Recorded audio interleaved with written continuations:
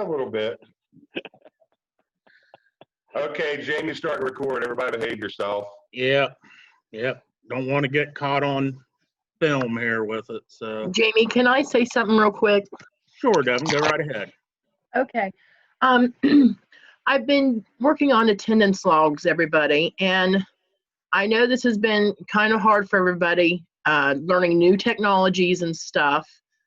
So I was wondering, for those of you who are using a phone and have, like, your phone number shows up instead of your name, if you think that at any time you've been one of those people that your phone number has showed up and not your name, could you please just send me an email? Because we don't want to have to release an email with everybody's phone numbers that we don't have identifiers for. But if you at one point during this whole thing think that your screen name has been your phone number, if you could just send me a message with your name and your phone number, that way I can start my process of elimination to finish these up, because I know everybody's want attendance logs, but it's going to be really hard unless we can identify some of these people with phone numbers, because we have no way of knowing who you are, and unless you let us know. And that way I can start to deduct, and then maybe we can get that list down a little bit smaller to it, so it's a little bit more manageable, and I can reach out to people, agencies individually. But if you could just drop me a quick email, dcooper@coadinc.org. I'll put it in the chat here too. And just say, hey, I think my phone number might have showed up one day. Here's my phone number. That way I can look, because we have several each day that are just phone numbers. And if I can get a name with that number, then it'll make tracking your attendance so much easier. So if you guys could do that, if you think for one day that you were, just drop me a quick email. I'll put my email up here in the chat box. That's all I have. All right, thanks, Devin. Yeah, I'll do that, Devin. I think I'm good, but I'll do that just in case. I'll shoot you one here after a bit. I think you're good, Ryan. Yeah. Okay. Yeah, I think you're good. It's just some, and you know, it's just some of them. I see a lot from like the 937, the 419 numbers. So if you think you have in the past, just drop me a quick email, and I thank y'all. Okay. Thank you. All right. Yeah, she just dropped the mic and left. So. Yep, mic drop. Okay, I'm going blank and watching your presentation. Good talking to you guys. All right, Ryan. Good talking to you. Good talking to you too, Ryan. You gonna change the host over to me? Yeah, I got you as a co-host right now. So. Oh, do you? Oh, okay, Yeah. okay, that'll work. I've never done that before. So. Yeah, I'll do a little introduction here. This got Rudy Leatherman here on there. He's waving at everybody there. Basically, he's going to be going over CO issues and stuff there. He's got a nice little demonstration with some CO alarms he's going to try to do there with you and everything. I think it's going to open up a lot of people's eyes. I know we kind of had on the list that we was going to do combustion testing here after that, but instead there, we had some technical issues there yesterday with video camera and everything there, and I was trying to record that. But we have a recording of me going through worst case draft in our prop house, and that's what we're going to follow up with on that. So if everybody would, please mute yourself there if you're not already muted. And with that being said, I'm going to turn it over to Rudy. So. Great. Well, thank you, Jim. Everybody can hear me all right. Again, my name's Rudy Leatherman. I joined the COAD Training Center back, I believe it was 1983. It was sort of interesting because the day I interviewed, they had a fella coming in to talk to the powers that be about this new thing called a blower door. and it was funny because they fired that blower door up, and all of a sudden in the office next to where I was getting interviewed, heard all this crashing noise. And so everybody went in to see what was going on, and the entire drop ceiling was laying on the floor. And what they figured out was that there was a attic access up above that drop ceiling that didn't have a door in it.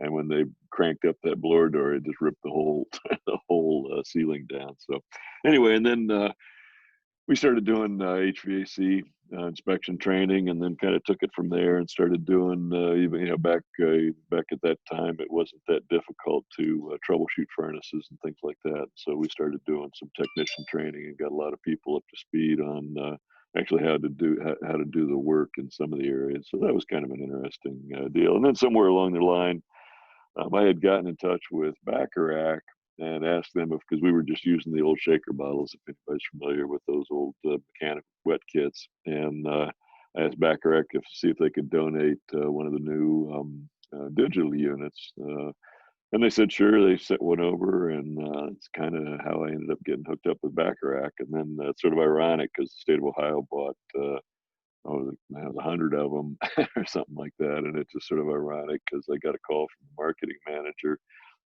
He said that we had influenced the sale of more of those combustion analyzers than any of the salespeople had, and he wanted to know how we were doing it. So we talked to him about training, and started doing a lot of combustion-related training and furnace-related training. And then I ended up getting a job offer from him, and I worked for Bacharach for about 11 years, and traveling around the country doing training and technical support.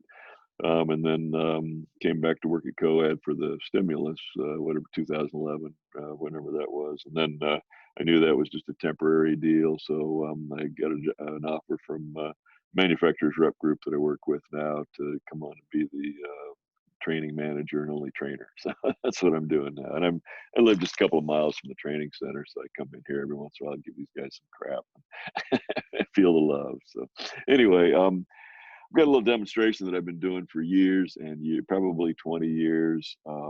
And it's with regards, because there's a lot of people that have concerns about carbon monoxide alarms.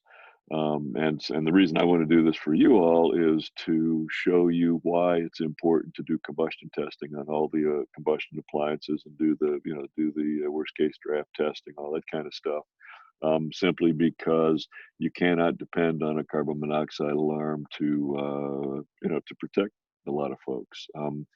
And so I do this little demonstration. This is the calibration gas that I travel with. If anybody, if you need Bacharach instruments taken care of, give me a call. I'll be giving you my contact information here in just a little bit. Give me a call. I'd be more than happy to walk you through any issues you're having with your instruments. And also, we'll be talking a little bit about how to calibrate these instruments. It's a real easy thing to do, and it's a lot less economic, or it's a lot more economical and easy to deal with if you do it yourself. That's kind of where I've been doing it, because it's really easy to calibrate, and I'll show you how to do that. But this little demonstration that I do, I've got 4 carbon monoxide alarms here. And the one that I've got them in Ziploc bags, and I've got 100 ppm. Oops, hit the button.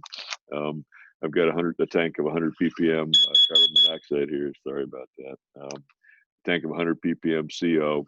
What I'm going to do is blow the bag up, and we're going to see how long it takes before this one. And this is the type. In fact, I got this one at the Lowe's down the street here. This is the concern, is that this is a UL approved carbon monoxide alarm. That's the issue. The issue is not with most of the manufacturers. The issue is with the UL standard. And the frustrating part is most fire departments, most municipalities, when they require or recommend that CO alarms be installed, they recommend that they be UL approved. And when you get a UL approved alarm, the point I'm going to try to make here is the only time it's ever going to go off, if it does go off, is when there's a real serious situation going on, or the batteries are low, one of the two. So anyways, I got to take a CO. I'm going to blow up the bag. I've never done this in this format before, so we'll see how this works out. I don't know if you can hear the gas going in the bag. Everybody hear it? Okay. And that's going to be number 1, and I'll let you know when this thing goes off or starts reading. And this is sort of an interesting feature on this, and I don't know if you'll be able to see it, but right now it's reading 60, and that's 60 degrees Fahrenheit. This alarm, when it's not reading carbon monoxide levels, it reads temperature, which I think is a really, really stupid feature. I'm wondering how many phone calls they've gotten from customers that freak out when they walk down the hallway and see that reading 60 ppm or 60 degrees, thinking it's ppm. And then this is actually a new one that I just got. This one just came out a couple of months ago. And so far I'm pretty impressed with it. This is made by a company called TPI. They're a manufacturer out of Korea. And like I said, so far I've been pretty impressed with this one.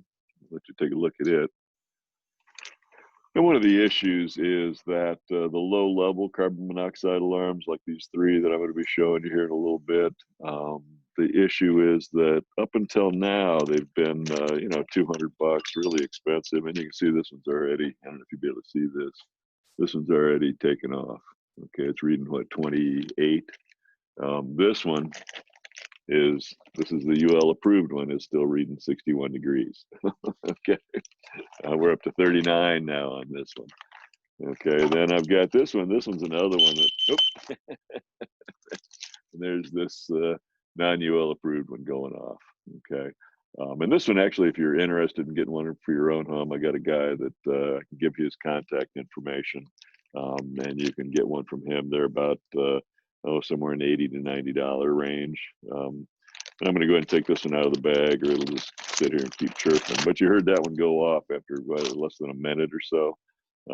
And now that I pulled it out of the bag, you can see the CO reading. Let's see if you can see this or not, but that's down to what, 13 ppm. And I've only done this a couple of times with this one. And yeah, it reads down to, you know, I saw 2 ppm go by. And the problem is, or the reality is, and again, it's nothing against the alarm manufacturers, it's all UL. This UL approved one that's reading 61 degrees still. In order to get that UL stamp on the back of it, a couple of things have to happen. One is that below 30 ppm, it's got to wait at least 30 days before it goes off. The irony of that is that it doesn't require that it go off after 30 days. It just requires that it waits for at least 30 days. So most manufacturers make them so that they will never go off under 30 ppm. That one I've had a couple of times after 4 or 5 hours. I've had it go off when it was reading like around in the low 30s. And then between 30 and 70 parts per million, it's allowed to display, but it's prohibited from sounding an alarm. And indeed, that's one of the reasons I use this one, is because generally it will start displaying between 30 and 70. And at 70 ppm, it's allowed to wait as long as 4 hours before it goes off. And here in a little bit, I'll have Cole do a little demonstration with the tubing.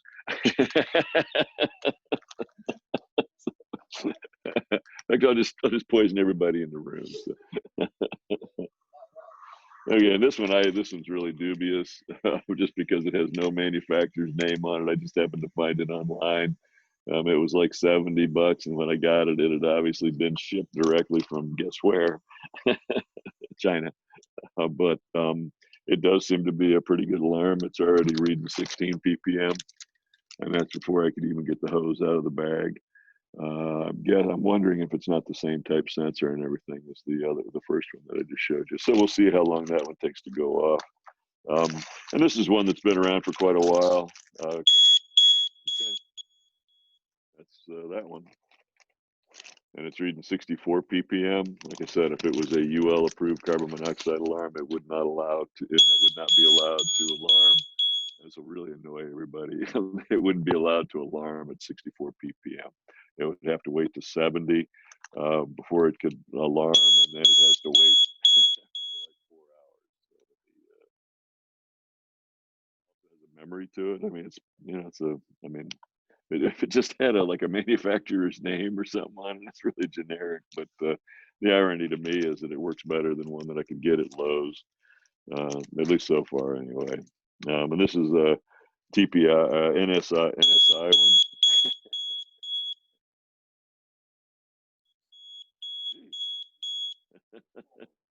I should read the manual on this. There should be a way to shut it up. So, and this is one that's actually made in Canada.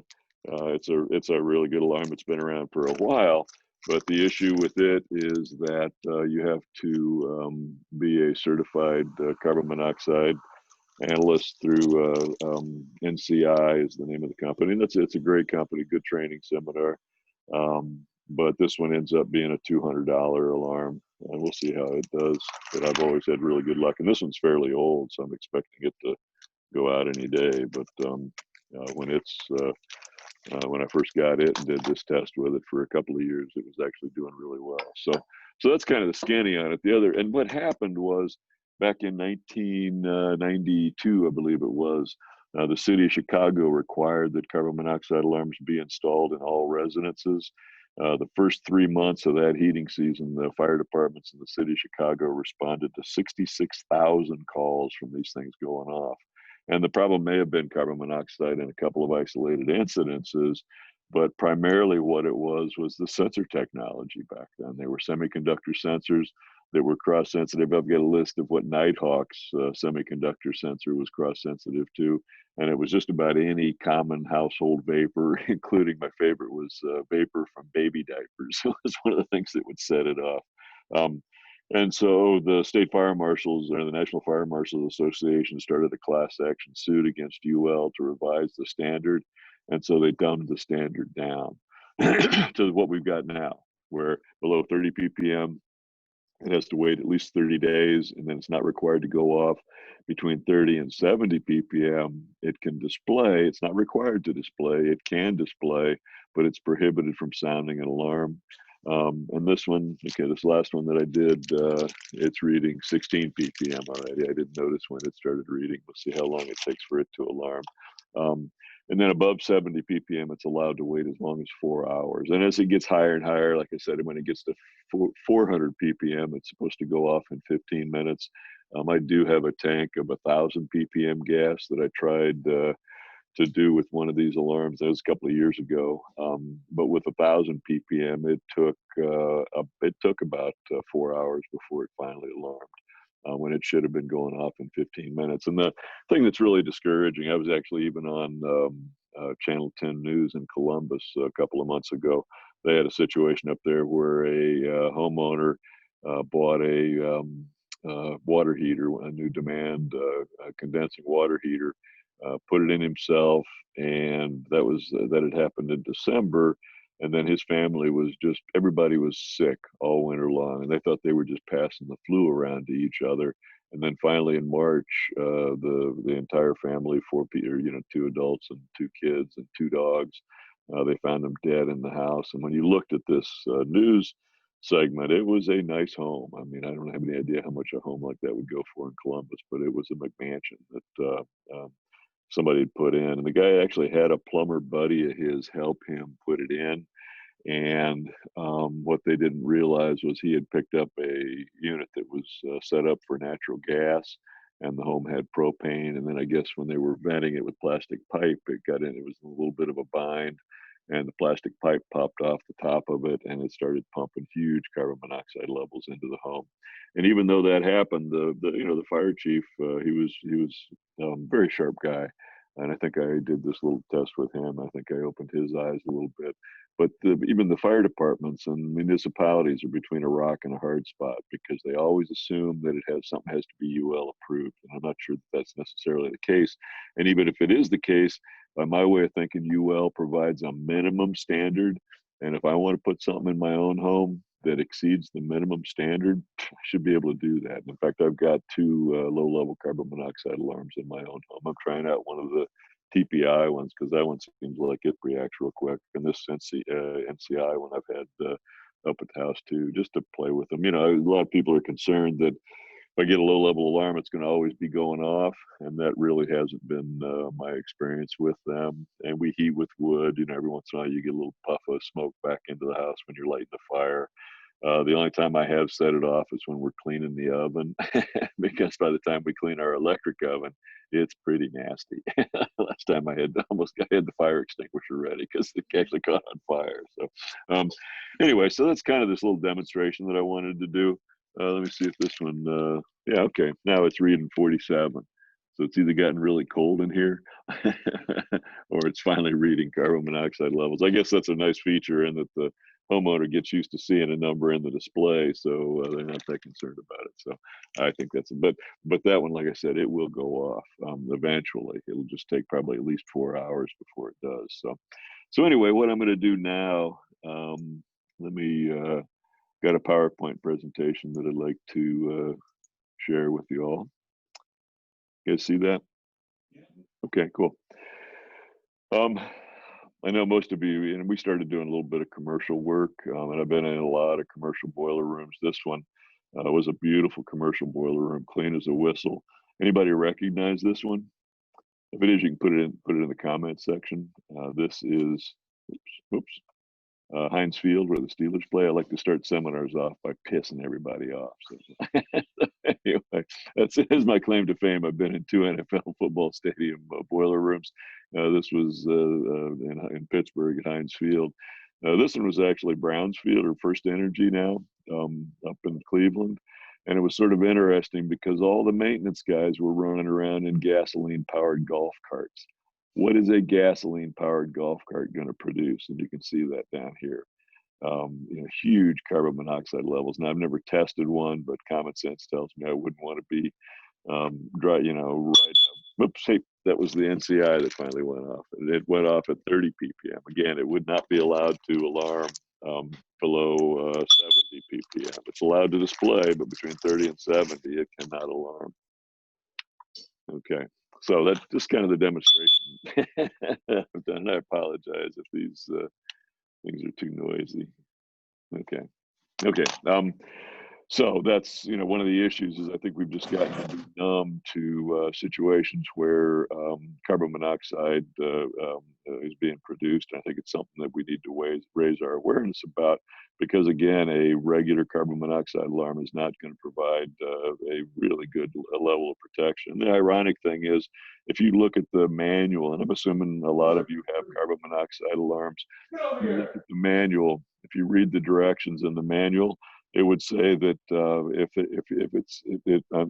assuming it's going to be a UL approved one, and it will say that if it's for a home that has infants, children, or elderly folks, or people that have medical problems, it'll say you should find an alarm that'll give you protection below 30 ppm. And that's why, is because the older the person is, the younger the person is, the more susceptible they are to carbon monoxide poisoning. We'll be talking about that here in a little bit. And then I just see all sorts of just stupid newspaper articles that are out there. This one was out in Denver. I think this was in Denver, Colorado. It says, after being out of their units for about 45 minutes, residents were allowed back in when a flue closure that seemed to have been blown off or damaged in the windstorm was fixed. The question is, what's a flue closure? I don't see any flue closures here in the furnace lab. Then it said, after a vent pipe malfunction.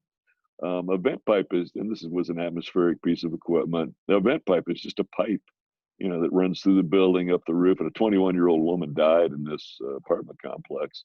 But after a vent pipe malfunction, and one of the big things that everybody in this program needs to understand is the impact that the weatherization program has had on the private HVAC contracting industry. I would wager that if weatherization hadn't started doing combustion testing years ago, that there would be very, very few private contractors that have analyzers. I think this program has had that much of an impact on this industry. In fact, when we first started dealing with Backdrafting, the handheld portable analyzers were a very small part of their business. It was mostly commercial gas detection, like in gas well fields and things like that. And over the years, it's gotten to the point now where handheld portables is most of Bacharach's business. And I think a lot of that has to do with the impact that weatherization has had on this industry. And then this was one, dangerous levels of carbon monoxide forced the evacuation of a 3-story 12-apartment building Wednesday night. When firefighters entered the basement, they found CO levels to be 160 ppm, a level that can cause immediate vomiting and dizziness and fatal after about an hour. I don't know where they got that information. 160 ppm will not be fatal after an hour unless it's a real extreme situation. And then here's the kicker. It's at a mechanical service company. Inspected the heating system yesterday morning and determined the new furnace had been set on high heat, but the old chimney was inadequate to handle the pressure, and a seal blew out, causing the furnace to partially vent in the basement. That just makes absolutely no sense whatsoever. I mean, it's just, and I don't know whether the newspaper stated it wrong or whether the contractor that was dealing with it just didn't have a clue. And the point that I try to make when I'm doing more combustion related seminars is that the draft in an atmospheric piece of equipment is about 0.02 to 0.04 water column inches of negative pressure. And the analogy that I can't remember if I stole this or came up with it myself, but the analogy that I talk about is if I took a straw, stuck it down in a glass of water, how much would I have to suck on that straw to bring that water level up 2/100ths of an inch? It's not much at all. And in fact, it's gotten to the point now where I deal with mostly heating contractors. A lot of them have gotten to the point where they will not put in an 80% furnace. It's going to be a condensing sealed combustion piece of equipment for the energy savings, but also when you do the sealed combustion equipment, it totally isolates any way for flue gases to get into the house. Okay. And this was one here in town. I got a call from a contractor buddy of mine, Ken Dean. He said he thought there was something wrong with his analyzer because every time he tried to put it up the draft hood here to take a test, it would immediately overload on carbon monoxide. And so he called me. I happened to be in town. I went over to meet up with him. The first thing, and we're going to talk a little bit about how combustion analyzers are set up to operate, but if you have a reason to suspect that, if somebody's carbon monoxide alarm's gone off or something like that, if you have a reason to suspect something's going on, turn it on outside, let it finish its countdown, get it up and running. You don't have to have the hose and probe assembly on it and walk back in with that instrument running. And here I thought that might be an issue. So I had turned the instrument on outside, walked down in the basement. And the question I typically ask here is how much CO is allowable inside a home? The answer is, well, there's two answers actually. There's going to be a test at the end of this, by the way. No, I'm just kidding. The two answers are either the same as outside. In other words, if there's 5 ppm outside, there's likely going to be 5 ppm inside as well. Anything, and the concern is if I have any higher level inside than I have outside, then I have cause for concern because it tells me that CO is being produced someplace and that there's a direct path for that CO to reach the occupants of the building. And these carbon monoxide sensors that are out now, Backrack, and I'm familiar with a couple of the rest of them, these carbon monoxide sensors are very, very accurate. And there's some tricks that you can do with those analyzers on the CO scale that we'll be talking about a little bit too. Here I thought it was interesting because for some reason now there was a student rental, a big home that had been chopped up into apartments. But for some reason or other, the state, boiler inspector had been there for the last 5 or 6 years. And when I went to take a test, and by the way, this is from Homestead Falls, Ohio. This is one of the fire departments up there. In terms of what's an allowable carbon monoxide level, they get concerned at 10 ppm. And so that's something to keep in mind. If you talk to most fire departments, they're not as knowledgeable as this fire department is. Something to keep in mind. I think, again, if there's any higher reading inside than outside, there's cause for alarm because it tells you that there's carbon monoxide being produced someplace and a direct path for that CO to reach the occupants of the building. These are the test results on that boiler, and you can see that the CO sensor and the oxygen sensor are about an inch apart, and you can see that the air we breathe is 20.9% oxygen, and you can see that before that sample even gets to the oxygen sensor, we're already at almost 6,000 ppm CO. And now you can see the sample has finally gotten to the sensor. We're at 13,000 ppm CO. And Backrack has this too. This is actually another manufacturer's analyzer, but Backrack has a setup where just to help protect the sensor, you can set it up, and I can't remember how it's shipped, but you can set it up so that 1,000 ppm or 2,000 ppm or 1,500 ppm, 1,000, 2,000, 1,500, somewhere in there it'll shut the pump off just to try to keep from overranging that sensor. And you'll see here at the end, I've really hammered a bunch of sensors. I guess in theory, it's possible to damage a sensor by overexposing it to CO, but that's been kind of one of the things on my bucket list for years. I have yet to be able to damage a sensor. I've got one that's reading 63,000 ppm CO. So these CO sensors are pretty robust. But then you can see down here, we're at 18% oxygen, 51,000 ppm CO, and I think this instrument at 60,000 ppm CO, it just gives you dashes. This was an atmospheric boiler. I would expect to see a 6 to a 9% oxygen. I'm looking right at a 7.8 at this point. Then we get to here, and I'm looking at a 0.4% oxygen. That's way, way, way too low. And I'm guessing that's the reason that we have such a high CO level. And for any of you who are doing furnace troubleshooting kinds of things, when I see a real high CO reading and a really low carbon monoxide reading, a couple of things could be going on. One is it's way overfired and I'm just burning up more because I'm pushing in too much fuel. I'm burning up more air than I should be. The other possibility is there's some flame impingement going on or not enough combustion air. And you all are, very well versed in calculating combustion air intake. Although, one real quick and dirty way to look at combustion air, sufficient combustion air, is fire up the equipment, wait until the numbers stabilize, and then just open a door or a window to the outside. If you see those numbers change, that's telling you something's going on. Either not enough combustion air, or there could be negative pressure in the area where that where that furnace is. And those sorts of issues like combustion appliance zones and combustion air issues and competing influences, building pressures, all that originally came from the stuff that the weatherization program was doing years and years and years ago. And here I pulled the vent connector off, and at the bottom of the chimney there was a bunch of dead wasps. And my question here is, what killed those wasps? And I'm guessing it was 50, 100,000 ppm CO. But also notice the soot. This is a gas-fired furnace. One thing to keep in mind is if you have soot on a gas-fired piece of equipment, you absolutely positively have huge carbon monoxide levels. What happens is we're trying to burn a fuel to CO2, carbon dioxide. And if something's going on and it can't burn to CO2, it just burns to CO. And if it's burning so bad that it can't even burn to carbon monoxide, it burns to carbon, which is soot.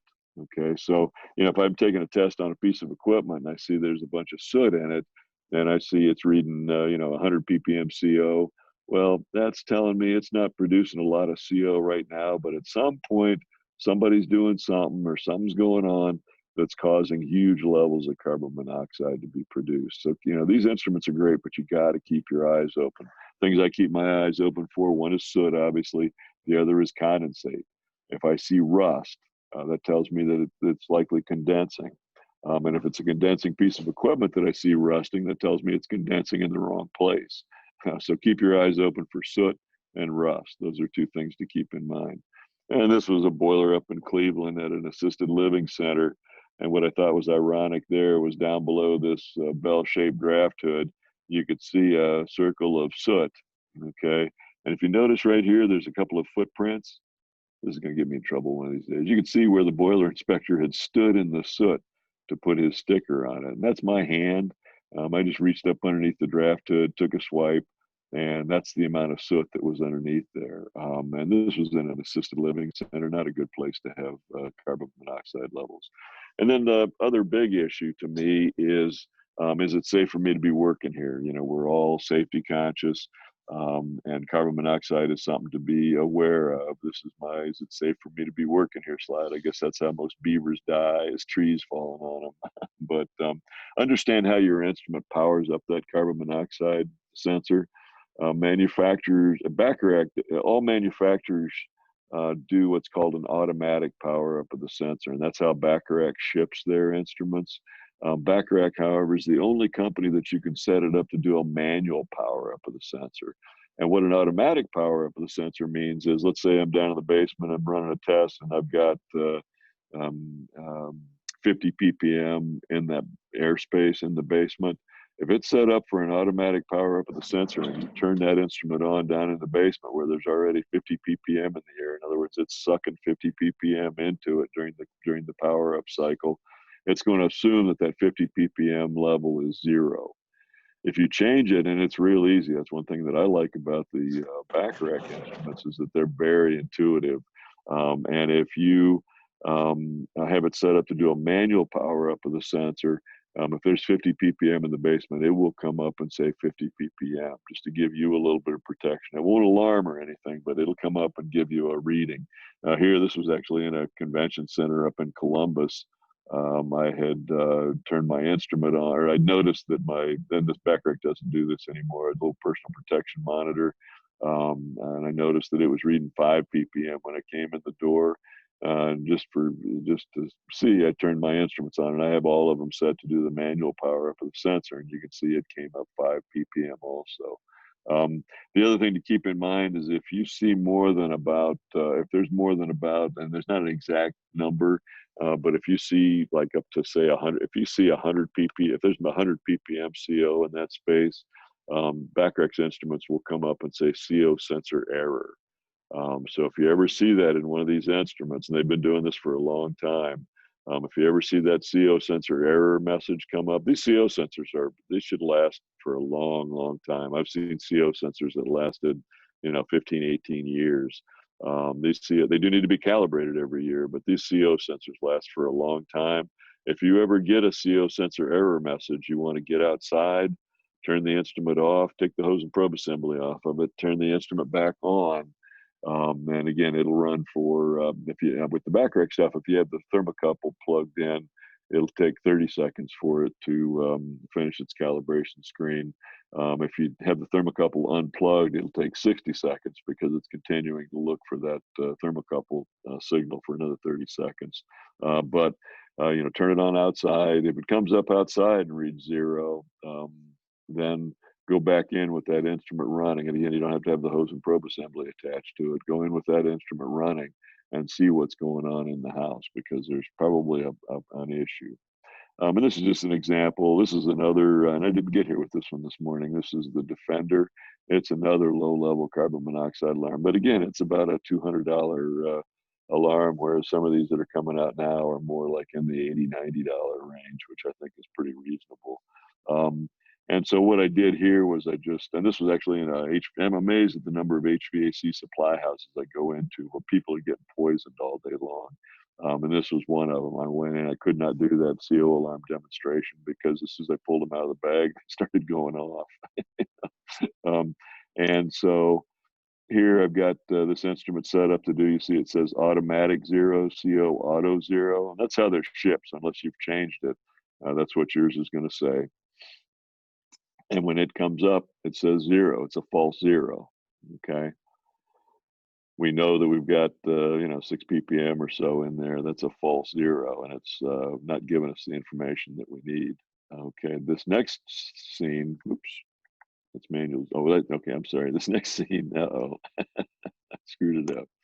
This next scene is set up. You see in the display, it says CO manual 0. When it finishes the countdown, and now it's coming up with a reading in the display. And I've seen this happen hundreds of times over the years, where, and like I said, typically it's in supply houses. And when I asked groups of participants in some of the training seminars where it's coming from in a supply house, almost always they say, "Oh, the furnace, the rooftop unit, whatever." And it's probably not that. Although I did see one down in this neck of the woods that CO levels coming off of one of those unit heaters suspended back in the warehouse had been poisoning everybody, I'm guessing, for years.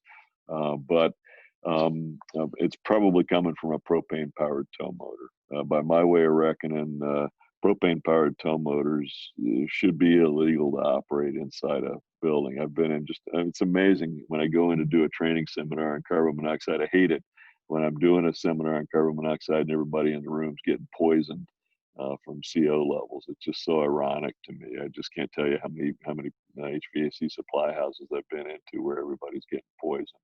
And then in terms of the sources of carbon monoxide, now this was done by 3 natural gas utilities, so they may have influenced the results. I don't know, but they all came up with about the same numbers of what was causing their customers' carbon monoxide alarms to go off.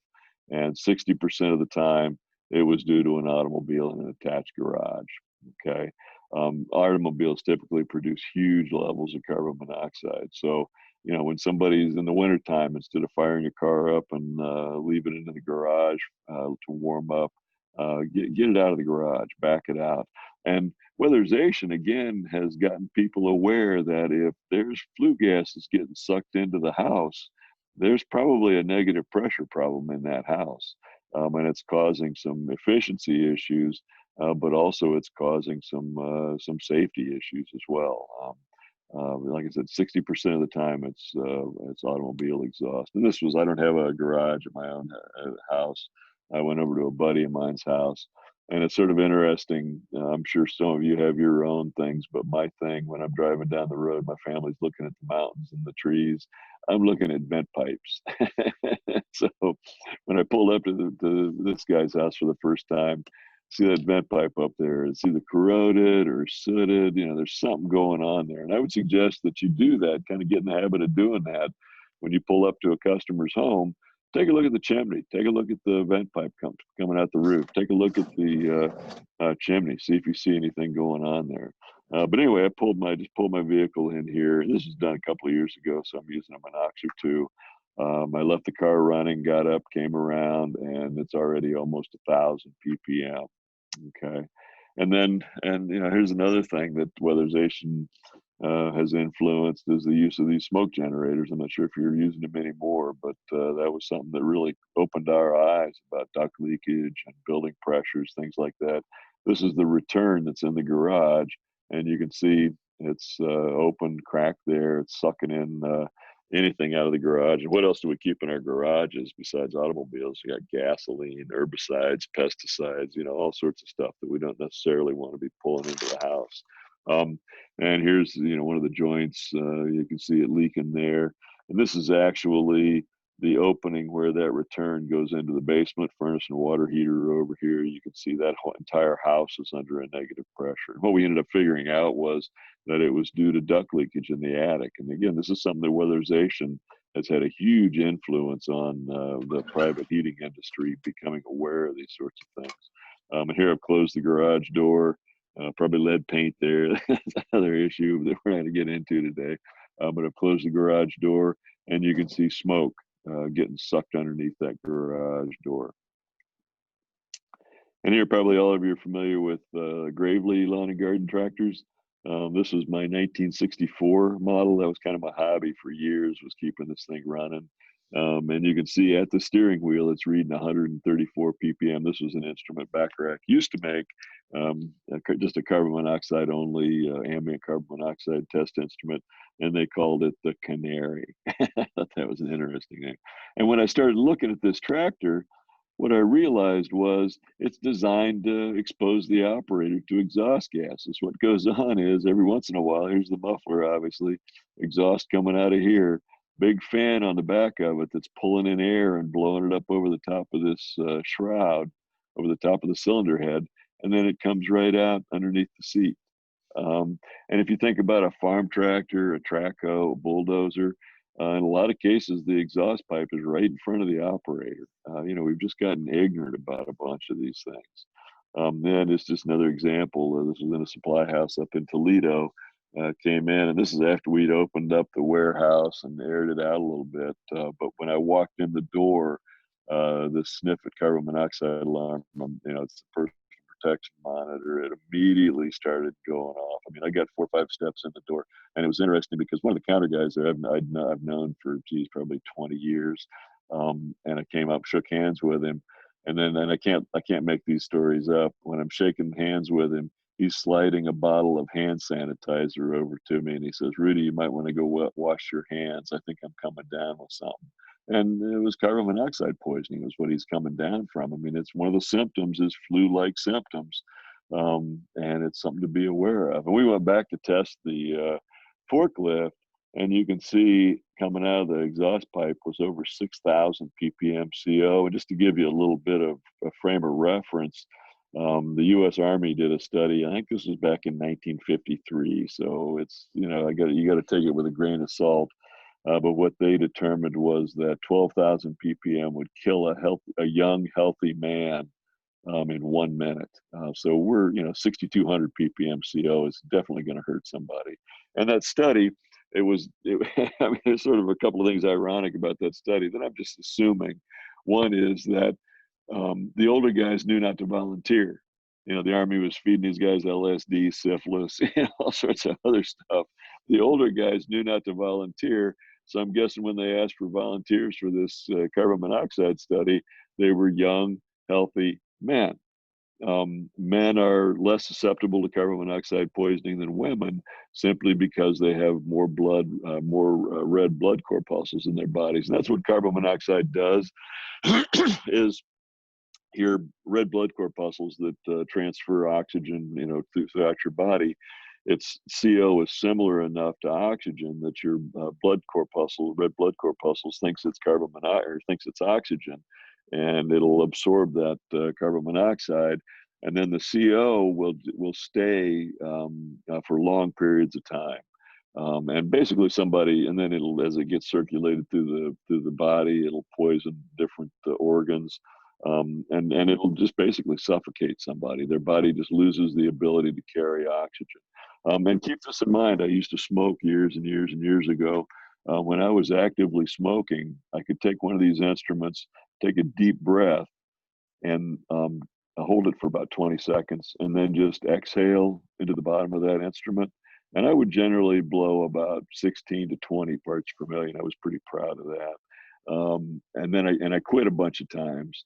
So 24 hours after I'd quit, I'd use one of these instruments to kind of give me some positive feedback on quitting.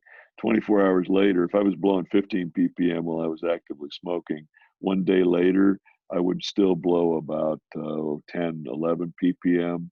2 days later, I would still blow 3 or 4 ppm. It generally took about 3 days to get all the CO out of my body. So somebody who's regularly exposed to low levels of carbon monoxide will maintain that CO level for some time. And that's one thing to keep in mind. These are not medical devices, but if you think you've been exposed, or if you think you've got a customer that's been exposed, again, just take a deep breath, hold it for about 20 seconds, and then just exhale real slowly right into the bottom of the instrument or into the hose and probe assembly, whatever's convenient.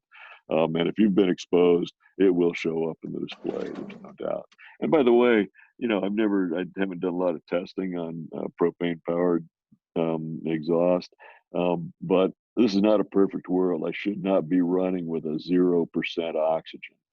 So I've got to think that either there's an air filter that's plugged up and not letting it get enough combustion air, or this, by the same token, where a furnace with too low of an oxygen reading and a high CO reading can suggest that it's overfired. I know there's adjustments on carburetors for those forklifts. And I'm guessing that it's probably got way too much fuel coming into it. And so it's burning up all the oxygen in the air, and that's impossible to have going on and burn it clean. And then here's actually an article from the Toyota Forklift Manufacturing Company. They say a recent model propane-powered forklift will produce only as little as 0.5%, which may not sound like much. And I'm surprised they admit this in this article. But then it says that 0.5% CO is 5,000 parts per million. And then it says a poorly maintained or older model can be as high as 2 to 4%. That's 20 to 40,000 parts per million CO. And I just worry about, these folks that are driving propane powered forklifts around warehouses. They've got a cloud of toxic gas following along behind them. And I have yet to see a warehouse with propane powered tow motors that was sufficiently ventilated that it wasn't a problem. And I've been around the Backrack makes fixed carbon monoxide monitors that have dry contacts in them, so you can set it up so that at 20 ppm or whatever, it'll kick exhaust fans on, and if you need it to alarm, it'll alarm. And I just have yet to see an application where And the really ironic thing is I have seen a couple of applications where they, this thing was alarming, and so they either silenced it or just unplugged it and kept it from being a bother. Ignorance is bliss sometimes, I guess. And this was just a random newspaper article that I ran across a while back out of Sault Ste. Marie. It says the carbon monoxide detection system malfunctioned, and the cause is still being determined. The unit had been repaired, however, other detectors have been placed in the facility. It says the investigation initially centered on the heating units because everybody assumes that CO is coming from the furnace, and the Zamboni, the ice resurfacing machine, as a source of the carbon monoxide emissions. Then it says the ice resurfacing machine has been tested and its emissions meet factory established guidelines. Well, let's take a look at the factory established guidelines. This is right out of, I can't remember where I got this, but it says the rate of carbon monoxide must be less than 0.5% or 5,000 ppm CO for resurfacing machines driven by propane. So they meet the guidelines, but which are allowed to, the propane ones are allowed to put off 5,000. If it's a gasoline powered Zamboni, it's allowed to put out 10,000 ppm CO. And that's considered acceptable. It's just amazing to me that we're letting this happen. And here's one, I see this occasionally. A kid died carbon monoxide room, or died from carbon monoxide where he and his mother were staying.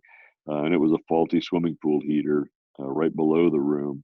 And then several weeks earlier, the Jenkins, who were visiting from Washington State, also died from carbon monoxide poisoning in the same room, and their deaths were not immediately tied to carbon monoxide. You wonder what coroner would think that it was no problem when two people die in a hotel room the same night.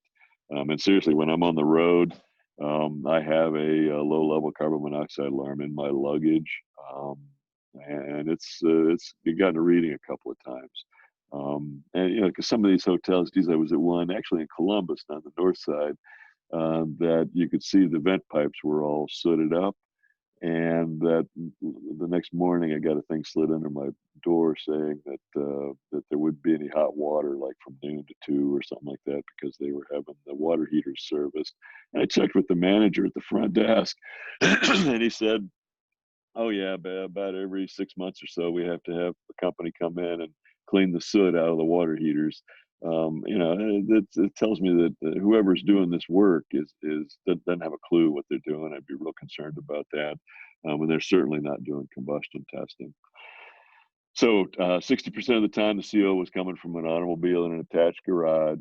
20% of the time, it's coming from unvented or room vented appliances. And the most common one we've got are gas ovens. And it's sort of interesting that the standard for furnaces is 400 ppm CO, and I can't remember what the standard. Jamie can maybe answer what the standard is for the program. Jamie, what for CO in furnaces? Yeah, 400 ppm. Yeah, and when you look at the standards on gas ovens, they're allowed up to 800 parts per million. And that standard was come up with in 1927, and we're still using it today. It's just amazing. And this is actually out in the Plains, Ohio. Should be going out there to pick up my lawnmower here sometime soon. But they've got this unvented log heater in the showroom, and it's got a gas line running to it. And there were just a couple of ironic things. You'll take a close look at this picture. What I thought was kind of funny, the reason I went home and got my camera, brought back and took this picture, was right above it. We have fire escape ladders. And then actually, and it took me probably a year of showing this picture. I didn't even notice all the kerosene back here, the lamp oil back here. It's just amazing how ignorant some people are. And this one, you can actually use these unvented space heaters for TV stands also. It's just amazing. And then backdrafting appliances, 19% of the time was causing CO alarms to go off. And I'm sure you've all probably run across this kind of stuff. This was actually at a developmentally disabled school. We were running a test on the boiler, and really high CO levels. And so I just stuck the probe back into the insulation jacket to go get some tools, come back and try to figure out what was going on. When I came back in the insulation jacket, it's reading 720 ppm CO, and I should see 20.9% in the oxygen reading. I'm reading like 16%. It's telling me I got flue gases in there. And this is a positive pressure boiler. The thing that clued us off was where they'd had to repaint the cabinet. And what it was just flue gases were getting blown out around because they just put a gasket in here, and you can see we're coming behind it with high temperature silicone to seal it up good and tight. But this is a developmentally disabled school. And again, these machines do not have brains. You got to keep your eyes open to indications that something's going on when you're not around. When we did a duct sealing study about 100 years ago for Columbia Gas, I'd seen this on the side of the houses for years. I'm sure you all have seen the same thing. We used to just think it was there's a big tree in the front yard, so the house never dried up and was growing a little bit of mold out there. Now I think everybody realizes that tells me there's a positive pressure inside that upstairs, and it's blowing warm, moist, humid air out through the electrical outlets and building framing members, places like that. It's condensing and then growing mold. Here's the front door. Again, those dust deposits. And that's another thing to keep your eyes open for is dust deposits, like on a basement door. If you open up the basement door and you see dust deposits on the door jamb, tells you there's a lot of air moving through there. And here's a return. One of the things that we learned on that duct sealing study was we find supply leaks because you can feel that, but put your hand in front of your face and inhale, you can't feel that. And so we cannot so we miss the return leaks. And particularly in a panned-in floor joist situation like this, it's leaking for sure. That's what these dust deposits tell me. And it could be competing with the chimney for draft. And this is kind of a bad picture, a little smoke, little smoke producing thing. And it's funny because the old timers, this is a lot of times you'll find asbestos tape on that panned-in floor joist. The old timers knew that they needed to seal up that return. But what they weren't thinking about was probably the day this home was built, these floorboards were butted up, the subfloor was butted up. And over the years, that shrank, and now every 6 inches we got a 1/4 inch gap. And the smoke generator is a good way to tell that. And even if the contractor gets the panning in, then the electrician comes in and tears it up, or the cable TV guy comes in and tears into it. And this is kind of, I work with the fire departments here in town. This was the article that kind of got me in touch with them. It says Saturday at the Phi Beta Phi sorority house, carbon monoxide detector sounding, no carbon monoxide found. They determined the detector was too close to the furnace. And I'm guessing that's a UL approved carbon monoxide alarm. By the way, we're reading 38 ppm on this one, and it still hasn't alarmed. But that's why I show that, is because it always reads. And then sources of carbon monoxide, less than 1% of the CO alarms going off were due to a crack in the heat exchanger. And that's simply because, under normal situations, I've got a negative pressure in that heat exchanger. When the blower comes on, I've got a huge positive pressure around the outside of the heat exchanger. So the danger, I would argue, is not that flue gases escape out of a crack. I'd argue that the danger is that so much distribution air gets blown into that crack that the chimney can't handle it all, and it spills out the front. And the other thing that we're seeing now, and you probably, I don't know if anybody in the weatherization program has seen this yet, you probably will at some point. All these, 15, 20-year-old, 90% condensing furnaces they're not designed to last forever. And what's happening is the secondary, because that condensate is pretty nasty. The secondary on the heat exchanger, on the secondary heat exchanger, is starting to come apart. And as those flue gases and as those secondaries come apart, they slow down the flue gas flow through the heat exchanger, which in turn reduces the amount of combustion air coming in.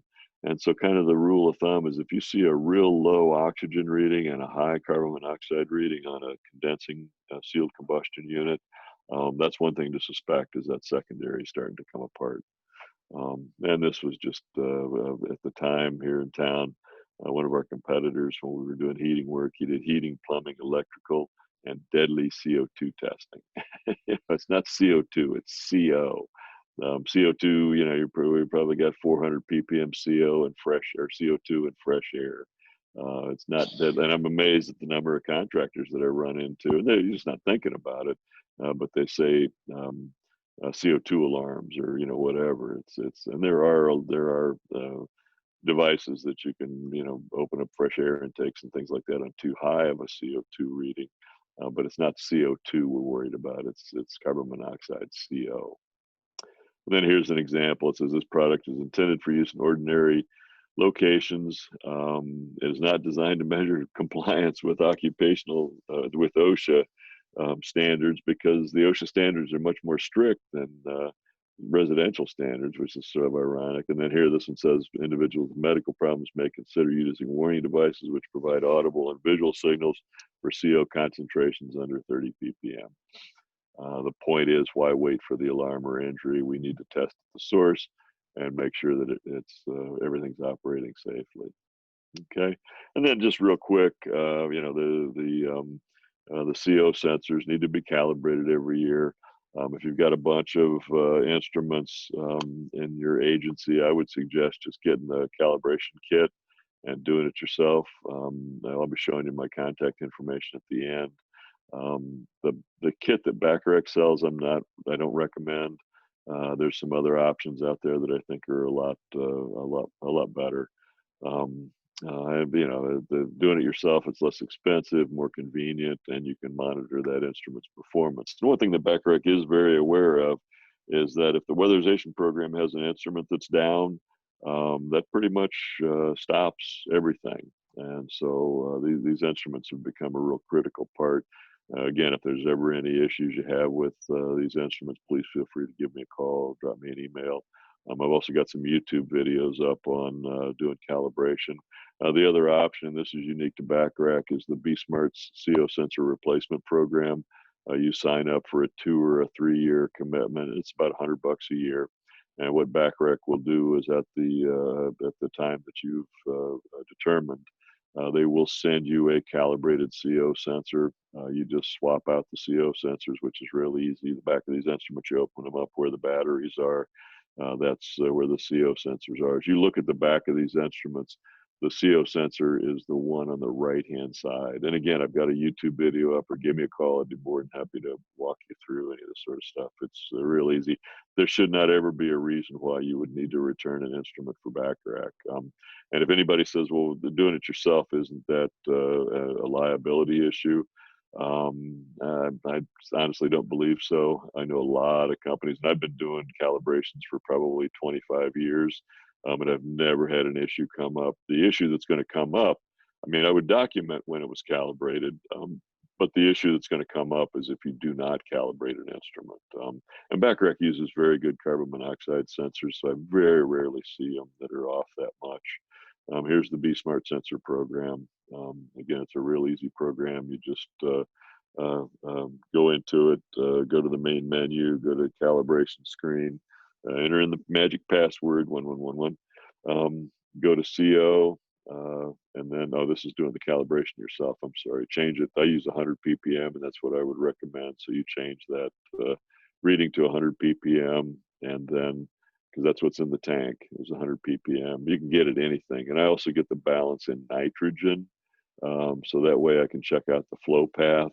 And I also get what's called a demand regulator. It's kind of a high-end regulator, $280 or so. But the tanks of gas are $120 a piece, and you'll probably get 50 calibrations out of a tank of gas. And if you have any reason to suspect something's going on, and it's real easy to slap gas on it and see, you just put the tubing on the bottom. That regulator it's called a demand regulator. What that means is that it's just like a scuba tank. It's only going to open up and deliver as much sample as the pump is pulling, and then you just kick it on, and the calibration procedure is real easy. And be careful. You want to avoid high CO readings. These sensors are electrochemical in nature. If they, the more CO they see over their lifespan, the shorter their life is going to be. If I see big chunks of soot inside the equipment, I'm still going to take a test. Or if I see flames like this, I'm still going to take a test, but I'm going to be ready to pull the probe out if I see that CO level take off. Here, like I said, this is my own personal record, 62,000 parts per million CO. This is actually in a manufacturing facility. And I'm not going to tell you who it was, but probably every one of you has touched one of their products. So leave it at that. And then one issue I have seen, it starts getting really cold at night, bring the instruments in. This is what the pump looks like in all these instruments. This one, the pump was running, but it wasn't pulling a sample.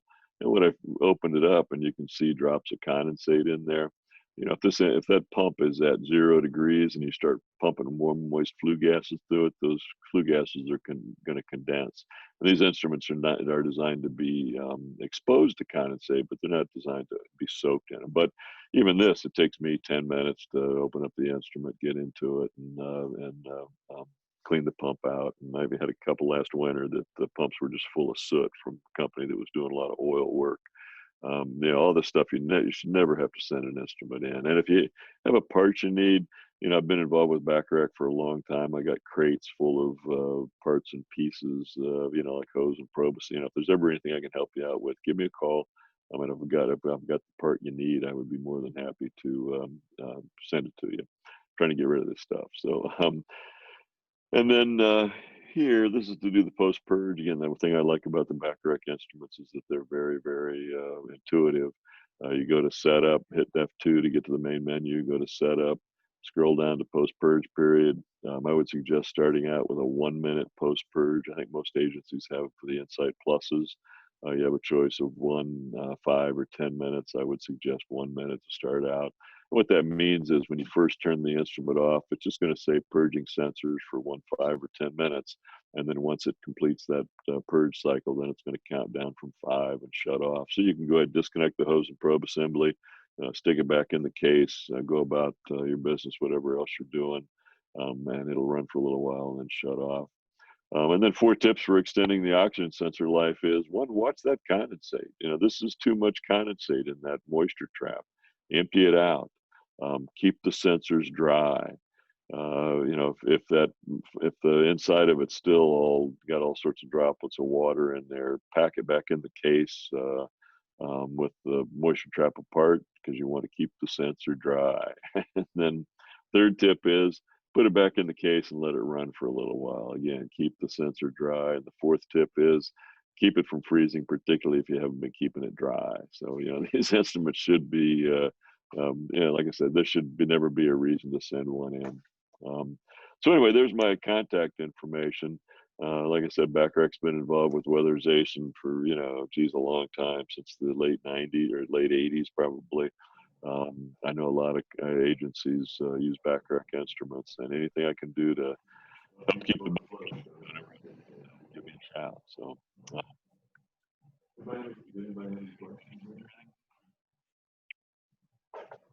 Jamie? I haven't seen anything in chat, so. Okay, great.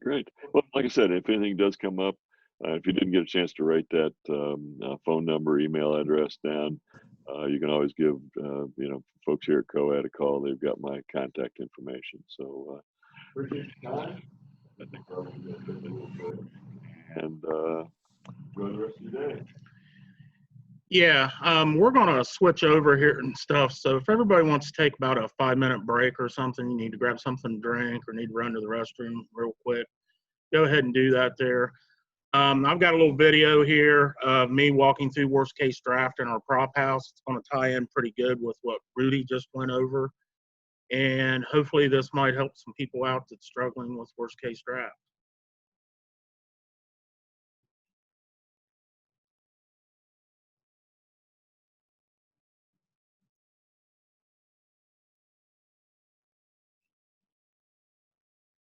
Good job.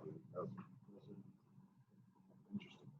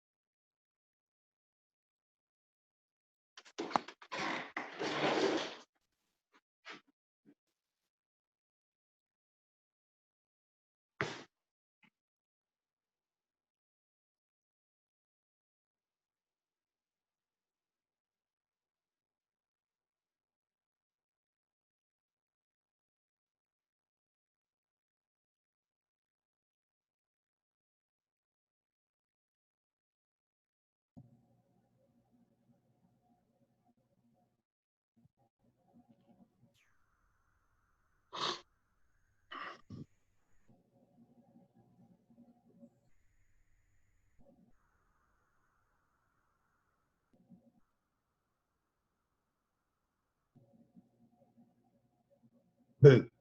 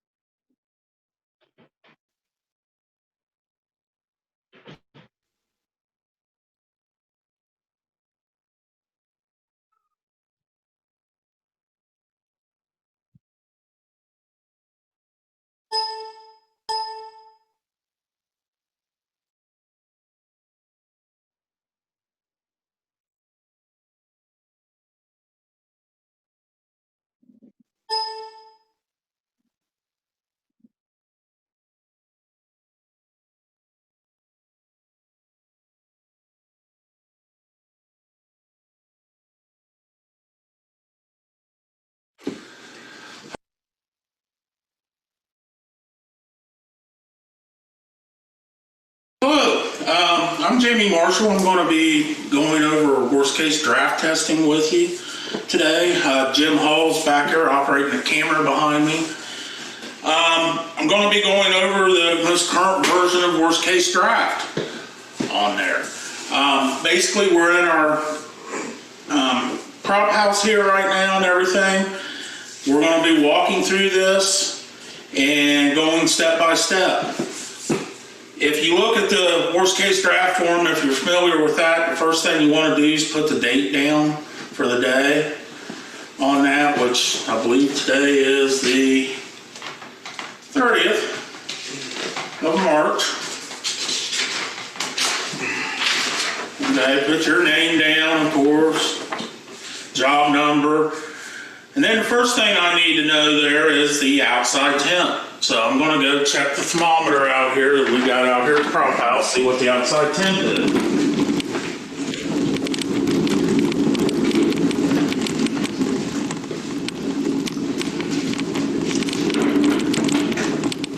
And it looks like we have about 68 degrees outside. So, and now that I've done this here, I'm going to go have this door shut behind me, because we're getting into the pressurization test here right in step 1 on this form. And basically the first thing that says there is put the house in winter operating condition. That's all the exterior doors and windows shut. So I shut that one behind me. I'm going to make sure the rest of the windows are shut in here. Okay. Blinds pulled here, make sure that one's shut. It is.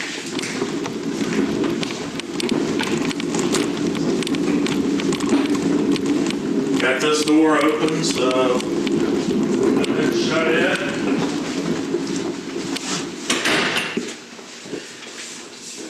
And the window there that's in the cabs, it is shut right now too. So I've got this hose here that's already run outside for me in our Kaz house. If you're doing this in the field, of course, you're going to have to run the hose outside. Find the best spot there to do it with. You might need some longer hoses there, depending on where your Kaz is in the home and where you need to go to get it outside. So, got my DG700 gauge here on this. And if I look on this, step 2 is actually telling me how to connect this hose on here. I'm going to want to get a reading of CAS, which is this area right here that I'm standing in. It's where the combustion appliances are. I've got an atmospheric hot water tank and an 80+ furnace here with reference to outside. So I can go on either side of this gauge. I can go on the A side or the B side. I got two separate gauges here on this. But what I want to do there is sit there and put this hose on the bottom tap, okay? Because again, I want to get a reading of CAS with reference to outside on this, okay? Now, I want to measure my baseline pressure. And I'm going to have to do that with the CAS door shut.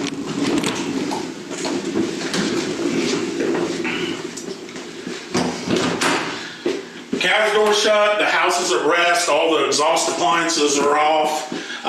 The furnace, the hot water tank's turned off there where it's not going to fire off. And I'm going to get a reading here. And let me turn the light on. I don't know if that will help in there or not. And I look here, I'm actually getting a reading of 0 Pascal. That's my baseline, which is typical. I don't have much of a temperature difference between inside and outside on that, so I don't have a whole lot of stack effect going on in this house. So I recorded that there in step 3, again, on this form. I've got 0 on this. Now, if I got an actual reading on this, whether it was positive or negative, I'd want to make sure and put my sign in there, whether it was negative or positive, because that will make a big difference on that. So now I'm actually ready to set up and find out what my worst case scenario is. I'm going to be sitting here going through steps A through F here on this. And in step A, it's telling me the interior door's open, CAS door closed, air handler off, and with all the exhaust equipment on. So now I'm going to go turn on the exhaust equipment in the house, and then I'm going to come back to this CAS area. So in this particular house here, I know I've got a bathroom exhaust fan in here. Got it turned on. I walk over here. I've got... Mention too that it's a vented clothes dryer here. I'm going to check that. Always want to check the lint filter in that, make sure it's clear, not full lint in there. And I'm going to turn that on. Then I've got a range hood on here that's vented to the outside on this. So I'm going to turn it on high on there. Now I've got all my exhaust equipment on that's in this house. I'm going to walk back over here to the CAS.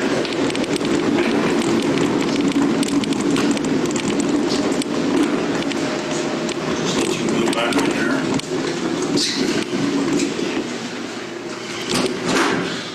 All right, I have my CAS door shut now on that. My exhaust equipment's on. The air handler's off. All the interior doors are open. And if I look right here, I'm getting a negative 0.8. Okay. Now, the very next step on step B here, my house is set up identical, except I'm just now opening the CAS door. So I'll open that up. And give it a second here to bounce out a little bit. And it looks like I'm getting a negative 1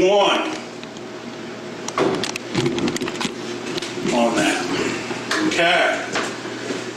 The next one here, I'm going to be turning the air handler on.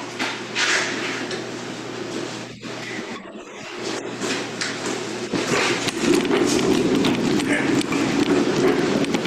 So I just turned the air handler on there. Switch is turned off. I'm actually going to pull the filter out. Always want to check the condition of the filter.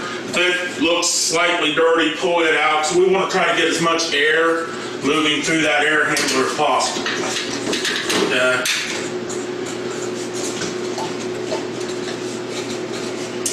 All right.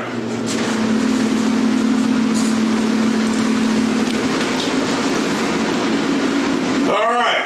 I've got the air handler on now, and my CAS door is going to be closed. So I'm closing this CAS door again.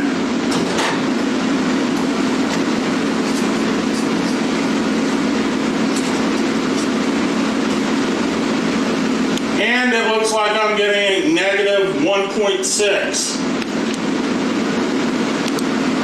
on this. I go to step D on here. Now I'm going to be opening the CAS door back up. Okay. That CAS door open. Set here to take a reading. You can see here I'm getting a negative 2.2.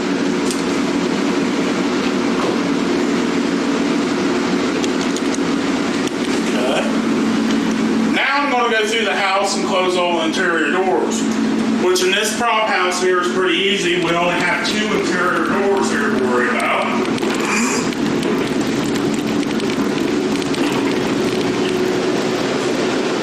One is our bathroom door here, and then the one coming into our front room here.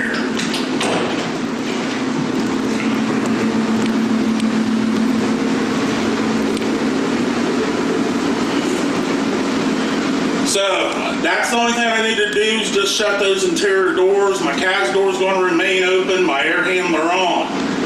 I'm going to take a reading here, and it looks like it's went down to a negative 0.6. Okay. F. Step F here. Now I'm going to close the CAS door.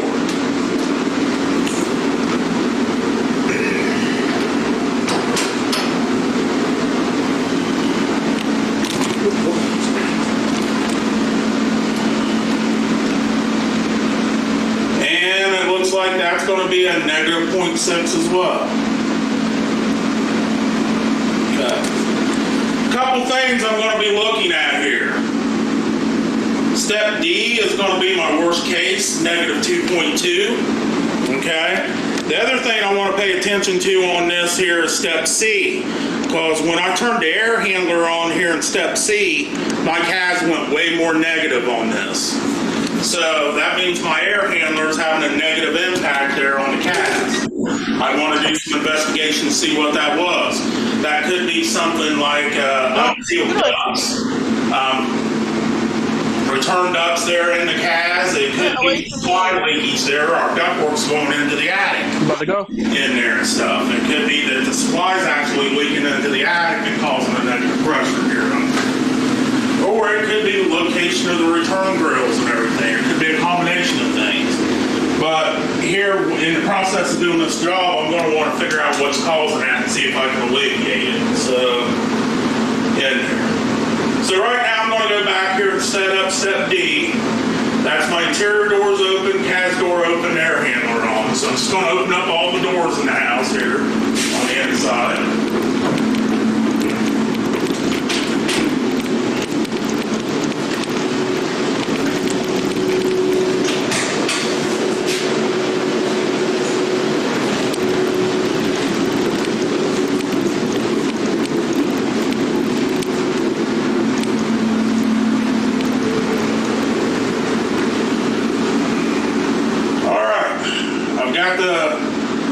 That results in the greatest negative configuration for the worst case on this.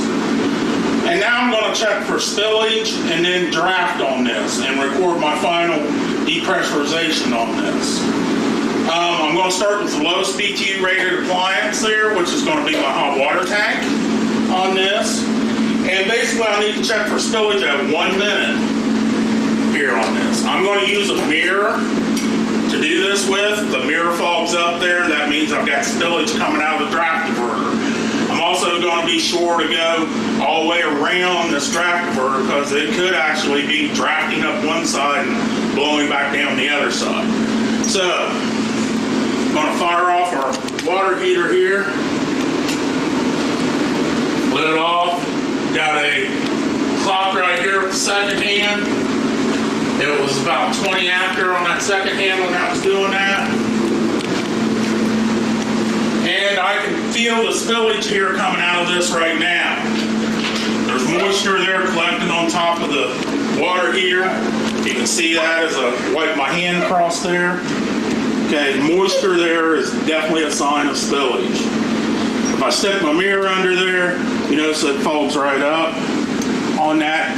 One thing, if you are using a mirror on this, don't just hold the mirror under there. Okay, that mirror will heat up and eventually it'll quit fogging up on you. So I normally just like taking the back of my hand, holding up here and stuff. If I quit feeling any moisture or heat on the back of my hand, I go ahead and take the mirror and put it down. But I'm getting right at a minute here right now. And you can see I'm still getting spillage on this mirror. So this thing, I'm going to record down here that it has failed the spillage at 1 minute. Now, I've got another minute here that I'm waiting on and stuff. What I like to do on this here is go down to step 9 on this form. And it says record cast outside pressure on that. Well, I've already got my gauge hooked up here. Basically, it's a negative 2.3. So I'm going to write that down there. And then I'm going to get my draft probe hooked up here to be able to take a reading in this when I get to the 2 minute mark. And when I take draft, I'm getting a reading of draft with reference to the cast, so my hose is going to be on the top tab. And the nice thing about those gauges, you've got 2 separate gauges right there to work with.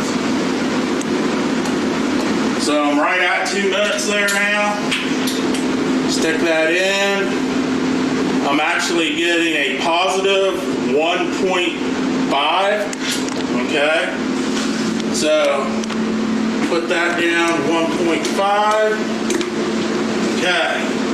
Now I'm gonna shut down my water heater here. Okay. Now I'm gonna move over to my furnace. Now with this being an 80 plus furnace here and stuff, I don't really have any way to check spillage on this other than where it's commonly vented at the hot water tank here. I can check the draft hood of the water heater possibly on this. If you've just got an 80 plus furnace that's vented by itself, there really is no way to effectively check spillage. Just measure your draft reading on that. If it's drafting all right, that's going to let you know on there. So now I'm going to turn the furnace on.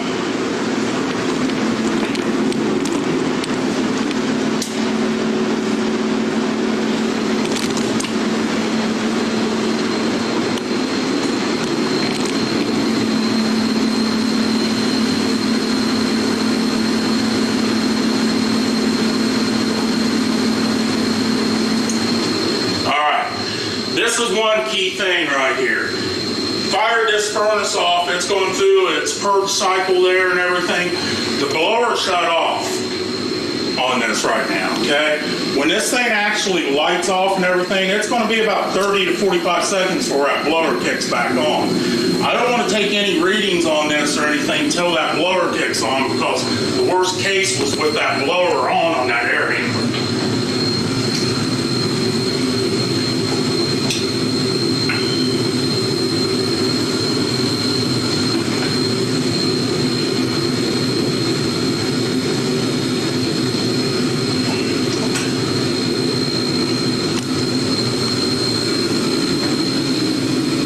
And this 30 to 45 seconds here can feel like an eternity as you're sitting here waiting, but it is important to wait until that kicks on.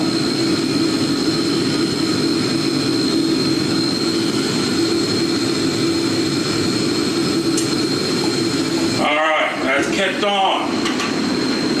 I'm going to sit here and check.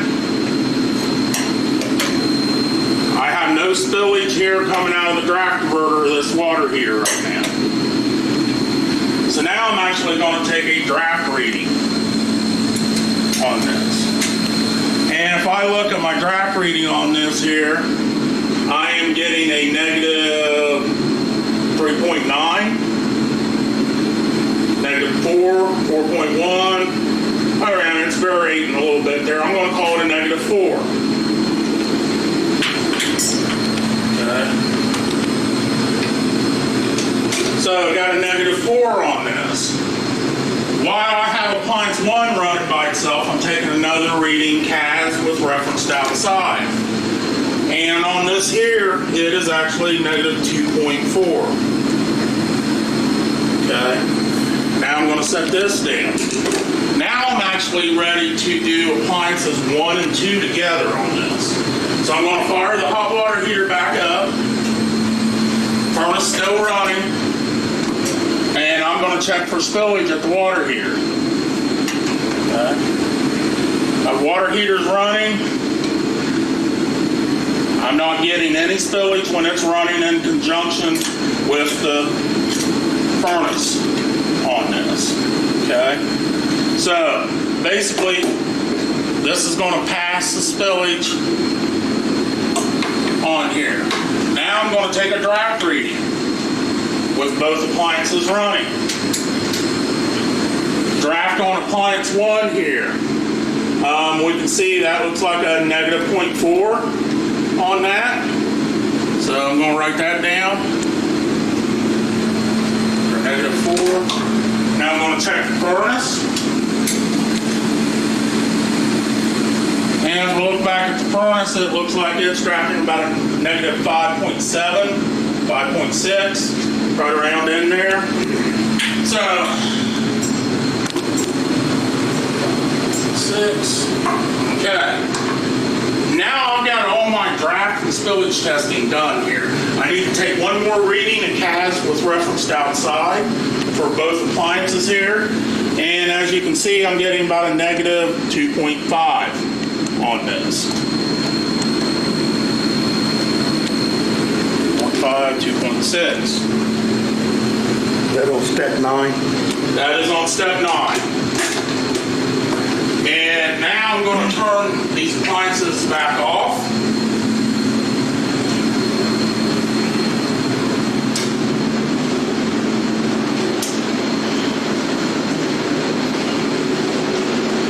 Actually, turn the air heater off.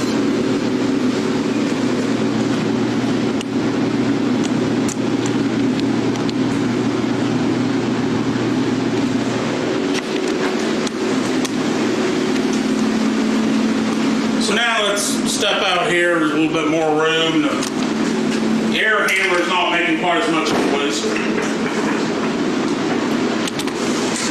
And I'm going to point out here on step 9, where I recorded these CAS outside readings.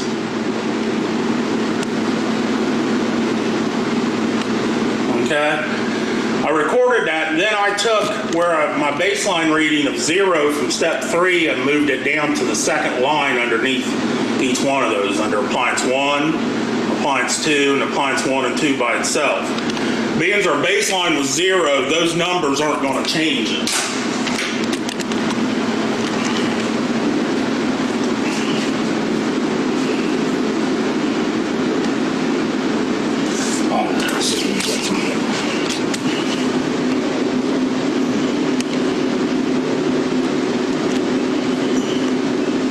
See how those numbers didn't change. 2.3 minus 2. Or minus 0 is 2.3 negative. Now that I've got this done, what I'm going to do here, okay? Appliance 1 failed spillage. All right, I've got to see if I can do something to possibly alleviate that issue there on that. The other big thing is I'm going to be looking at draft readings, okay? Appliance 1 there, it had a positive draft. Well, it failed spillage. So basically, appliance 1 operating by itself failed. Okay, all the way. Appliance 2 had a negative 0.4 draft by itself. I want to flip over here and look at our handy dandy draft table here on the back of this. Okay. And if I look at that there and stuff, I'm going to be looking for the temperature range on this here. The temperature was 68 today. I'm going to be looking to 68 to 61. All right. I've got gas appliances on this here and stuff. So that is telling me there that I only needed a negative 2 Pascal for today. Okay. With that being said, I look here, appliance 2 by itself was a negative 4. And appliance 1 and 2 was a negative 4 and a negative 5.6 when they were together. So appliance 2 is fine. Appliance 1 is fine when appliance 2 is running at the same time on this. My CAS depressurization if I look at that in note 2, okay, for the appliances I had in there today, it's a -5. I had an atmospheric water heater, so it's a -5. Basically, I look at these numbers, the most negative force I had there was a -2.6. So I'm good on that, my CAS depressurization on that. But again, the other big thing there that I really want to look for there is what caused that hot water tank to fail the spillage and the draft rating by itself. I'd be looking to see if it was excessive exhaust going on in here that caused that. Whether it's leaky ducts that caused this issue on that, and try to figure that out. It doesn't seem to be a venting issue because the appliance run all right there when appliance 2 was fired up, and it actually helped heat up that vent system. Is the reason why appliance 1 started drafting all right. Now, you know, this is your typical house. Like I say, you have to do a little bit of investigation there and know what's going on in this. Pretty much the way we've got this house set up right now, we have a lot of supply duct leakage going up into the attic. And basically that causes a pressure imbalance down here where it's a lot more negative down here in the main part of the house and in the CAS than what it should be, because we have a lot of supply air leakage up into the attic on that. I already know that. We've already investigated it and know that's what the cause. Now, if we was doing this here and that would have just had a 90 plus furnace in there, 2 pipes run to the outside, I wouldn't have had to do this, okay? If that would have had that and an electric water heater in there, I would have not had to do worst case draft for today. I could have just wrote on my form, 2 pipe 90 plus, electric water heater, and done, okay, on there. If that 90 plus only had 1 pipe on it, okay, which the first generation of 90 plus furnaces only had 1 pipe on them. And even some of the newer ones there and everything right now, you can still install those with only 1 pipe. It's just the fact of the installer kind of being lazy there and not running that second pipe out.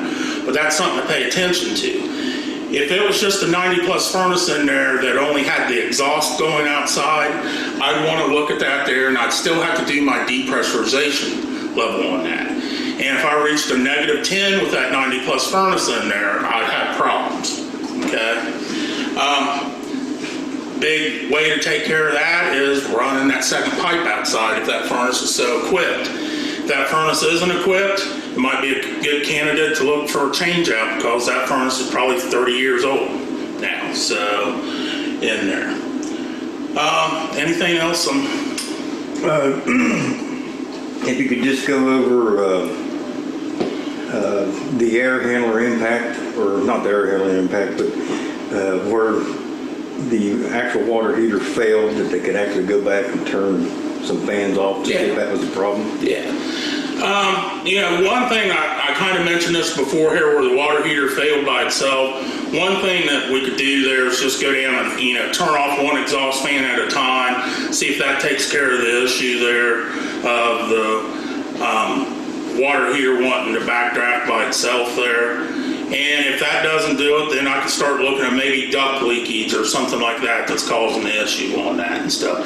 Like I say, we've done a pretty good investigation of this prop house here, and we know we have a lot of duct leakage up into the attic on this, so we know that's what causes the problem.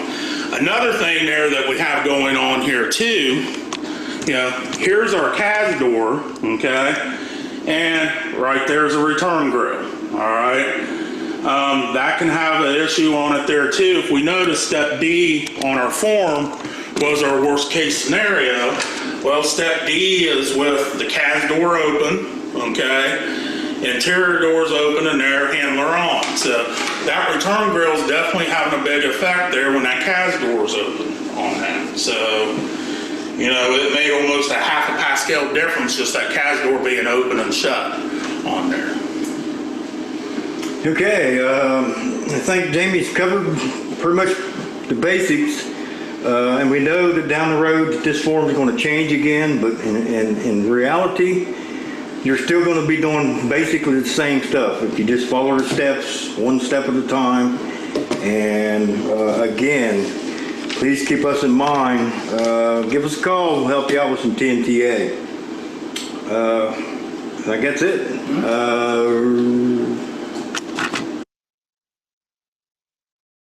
All right. Do you have any questions or anything about anything that went over right there?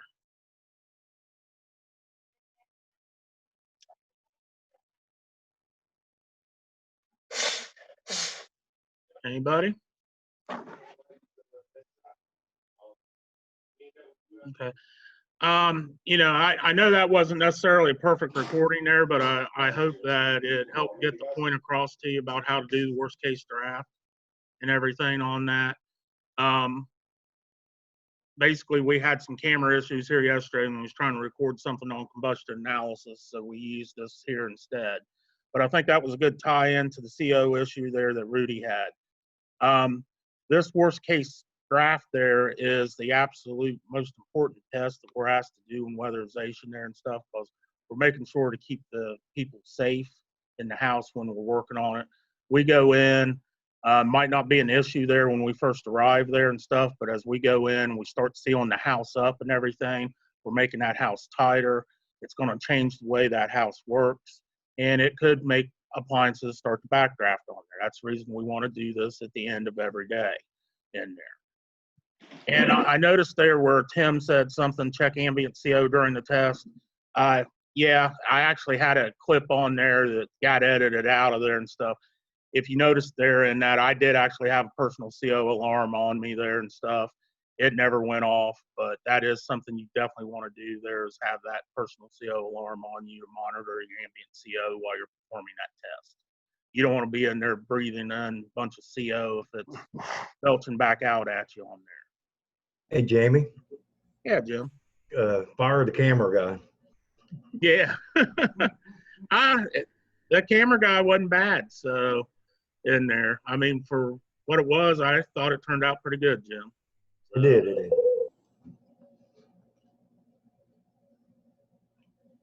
And I see where Tom asked the question there. Yes, on an HWAP job right now, Tom, if you have a 90-plus furnace, a two-pipe sealed combustion 90-plus furnace, and an electric water heater there, you do not have to do worst-case draft in there. If it's all sealed combustion or electric water heaters and stuff, you do not have to do worst-case draft. I don't know if maybe Larry or Irv could speak to this there, if they're doing something different in Warm Choice on that right now. So No, that's the same.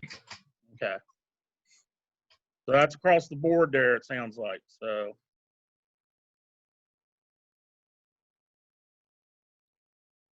anybody else got anything there? It's just a couple minutes before 12, so if you do have questions, something pops up there and everything.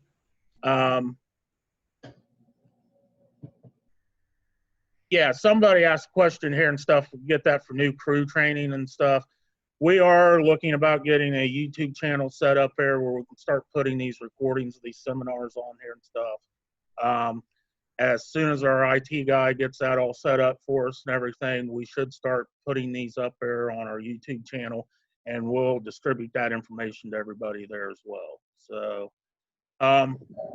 also attached to this here and stuff, there was a Excel spreadsheet there that had some additional resources there for training and everything on that. I looked through a lot of them. I mean, I didn't cover everything from toe to toe on that, but there's a lot of good information out there.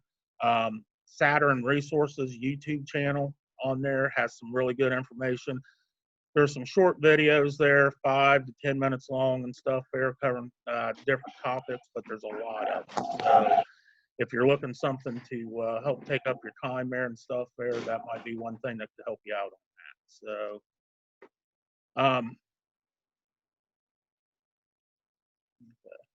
I'm sorry, I'm trying to read chat here too as I'm talking to you guys on this. So I know we were supposed to be having Terry Combs there do a personal skills training there and stuff tomorrow and everything. I think that's going to change on that there. So she's working on something else right now and probably not going to have time to do that. So we will have something tomorrow. Just look for the invitation. We're not exactly sure what that's going to be. It will be at 10 o'clock tomorrow as usual on that. So again, this is just a few minutes before 12. If I don't see any other questions here and stuff, I'm going to go ahead and let you guys go. And everybody, please stay safe and stay healthy.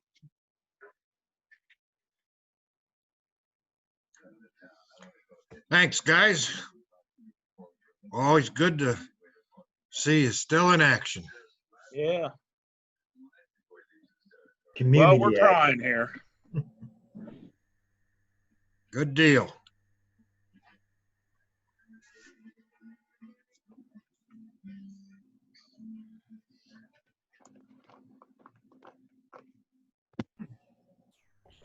Thanks, Jamie. Be safe. You're welcome, Justin. You too.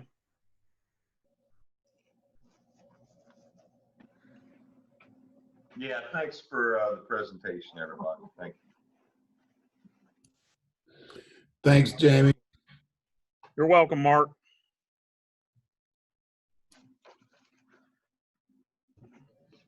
Yeah, it didn't turn out too bad. No, I'll tell you it what, didn't. So that video was great, guys. I was going to tell you in the post meeting, but man, it came out good. yeah, I'm sitting there. Like I say, we'll talk about it some here when we get into our meeting here later. What time you want to do that? Earlier the better. Yeah, why don't I just set that up here? As soon as I log off here, I'll go out and send an invite so you guys can log on in. That sounds good. About noon. Okay. Have a good day, Eddie Cooper. Good job, fellas. Good job. Y'all do the same. Stay safe. Yep. Thank you, Eddie.